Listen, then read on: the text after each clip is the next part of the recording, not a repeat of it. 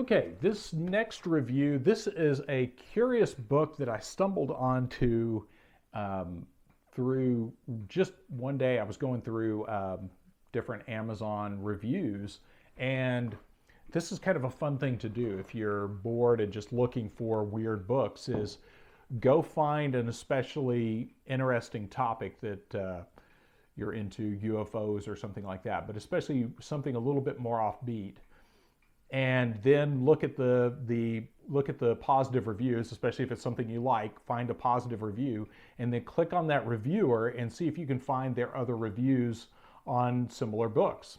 And sometimes you can strike some gold there, where you can find somebody who's been reviewing topics like this, and you can find some really good material. And if memory serves me right, that is how I found this book. And I originally got this in 2009. This was published in,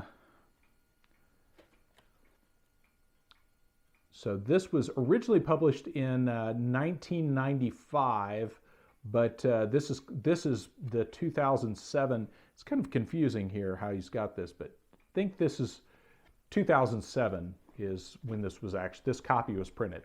But what this is so I got to back up a little bit. This is Project UFO, spelt with a K. The Case for Man-Made Flying Saucers by W.A. Harbinson. Now, this is a little confusing because what this is he came out and wrote this book, I guess, in response to readers of his novels. So he wrote a whole series of books about this kind of sci-fi stories about UFOs.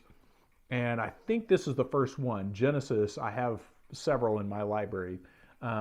So after I found this, I actually went and found the books that he wrote these about. So when he originally wrote Genesis and the following books, the research he did for that, it took him all over the place because it's very well researched.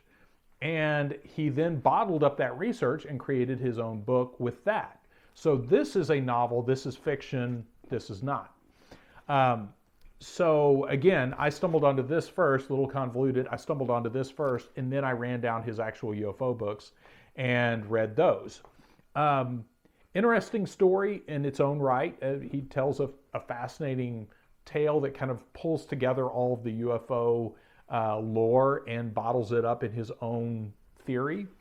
But what I think you all will find interesting is this is all of his research, and this is worth it, if nothing else, just for, again, the bibliography, and very well cited. It has all kinds of stuff about, he researched technology for cyborgs and, modifying humans and basically like making clones and things like that. So all of that is in here, and he basically gives you the rundown on how the different sources of information, because all of this stuff in his Genesis book was based on actual research that he uncovered. So really fascinating information there, because he talks about classified aircraft programs, classified like mind control programs, and cyborg kind of stuff, modifying humans, breeding projects, that sort of thing. So lots of good information in here. And this is one that I've had in my library for a while, and this is one that it's more like reading, I don't want to say an encyclopedia. It's not necessarily a simple narrative. It's really just compiling all of this information. So it's one of those that you kind of go back to over and over, and you find something new every time. So a lot of good information about the old German saucer programs and things like that.